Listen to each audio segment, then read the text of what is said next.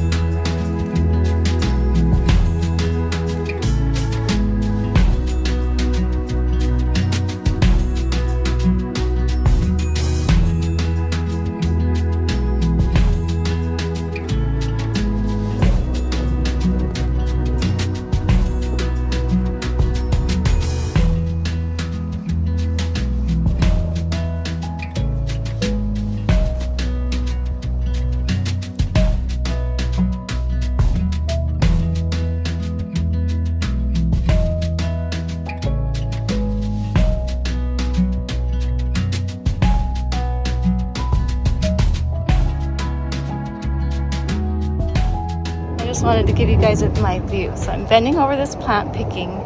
I got this little guy staring at me. See him? So then I'm bending over here and I got, where'd he go? He left. I got a big spider down there. Is it a brown recluse? I don't know. Where is it? Let me get it on camera. Just want to find out what it is. See it? Right there in the center. Oh my god. Yep, I think I got everything, so that's good. Okay. Let's get right into it. This recipe is from my son's friend's grandparents. She brought a jar over for us to try one year, and we have made it every year since. It's so delicious. It's the perfect amount of a little bit spicy and sweet. So here are all the vegetables we have gathered. We had garlic, onions, green bell peppers, jalapeños, cilantro, and of course your tomatoes. And on my other ingredients, my salt, chili powder, cumin, oregano, sugar, and vinegar. These are all the things we're gonna add as well. So I have those out and ready. And then I like to have my canning pot out and ready to go. If you have never canned before, check the canning guidelines just to know exactly what to do. The first thing we do is get our jars in the dishwasher going and getting washed and sterilized so they'll be hot and ready when we're done cutting and stewing the tomatoes. My dishwasher cycle takes about 2 hours, so the timing's just about right because that's how long the tomatoes need to simmer. So I'm going to turn my stove on also and get a pot of water ready because I have my tomatoes in the sink and we're just getting them all washed on this one side and then putting them in the other side. And then once they're all washed and rinsed, we'll come in and pour that boiling hot water on them just to give them the hot bath so they're a little bit easier to peel. Now the labor-intensive part is peeling all the tomatoes. It does take quite a bit of time, but you have to be patient. We like to peel them, cut out the core, center, and then cut them into smaller pieces. So this recipe calls for 6 quarts of tomatoes. That's 24 cups per batch. And so we will get that amount chopped and peeled, and we'll stick them in the pot to begin boiling. Now to chopping all the vegetables, which can take some time. So this recipe has 4 cups chopped green bell peppers. I like to chop them pretty finely.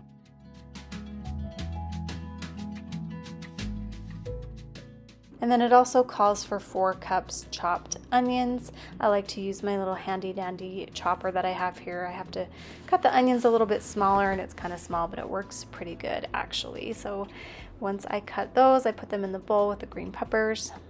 And the one thing about this recipe is it calls for 20 jalapeños, but I'm actually going to change it to 8 or 9 jalapeños. So that's the original recipe. But I feel like 8 or 9 gives you a nice kind of mild to medium spice. So if you like a little more spice, you can add a little more jalapeno seeds, or you can add more jalapeños. So that is up to you. That is what you can decide and choose to do depending on how spicy you like it. But for our recipe, we stick to 8 larger jalapenos. And I definitely recommend using gloves when you chop your jalapenos, just because it can make your hands a little bit painful, at least mine. And sometimes I wear goggles when I chop onions too, because my eyes are super sensitive. And lastly, I'm adding the 2 to 3 cloves of minced garlic. So now that everything's chopped, I'm going to put that in a bowl and set everything aside. And now that we have peeled and chopped our tomatoes, we're going to add them to our stock pot. And I've measured out the 24 cups. So you want to add juice and everything. And I also wanted to note that we like to use Roma tomatoes. They're not quite as juicy as other tomatoes, but we also like to use a little bit of a variety of an heirloom or some kind of like celebrity tomato or something besides Roma, just to get a little bit more flavor. So we'll probably do like, I don't know, 80% Roma and 20% a different tomato. And I just wanted to make note of that. But we do like to have some juices in there. So I'm going to add all that to the pot. And now I can add all the vegetables. As you can see, it gets pretty close to the rim. It's pretty full, but that's okay. I'm gonna carefully mix it together. I'm gonna get the heat turned on and going. And once it starts to get hot and stew, it will go down in level and it will be totally fine. I'm also gonna add 1 cup of vinegar.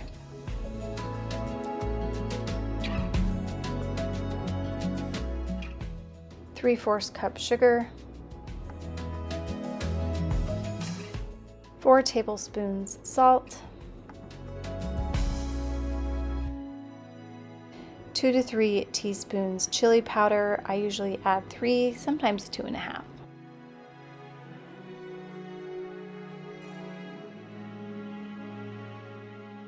A teaspoon oregano,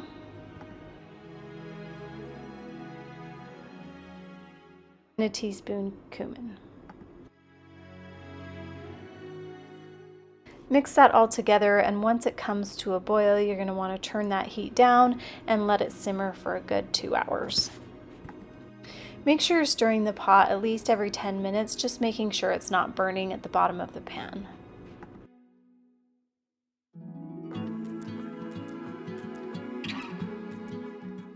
At some point during that 2 hours, you can come in with your emulsion blender and blend that up really good depending on how chunky you like it. We like it just slightly chunky, but not too chunky. And that also will thicken up your salsa.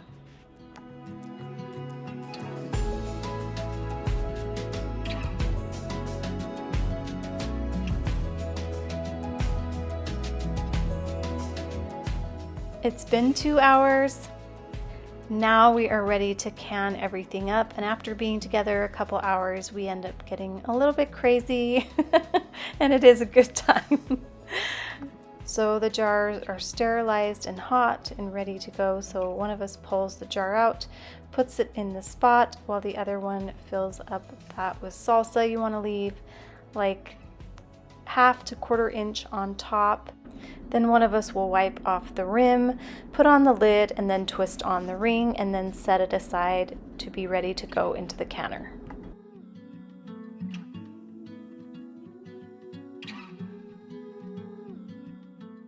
While we were canning up the salsa, we added water to our canner and got it boiling. So now that it's boiling, we can add our jars to it, and we're going to cover them and boil them for 20 minutes.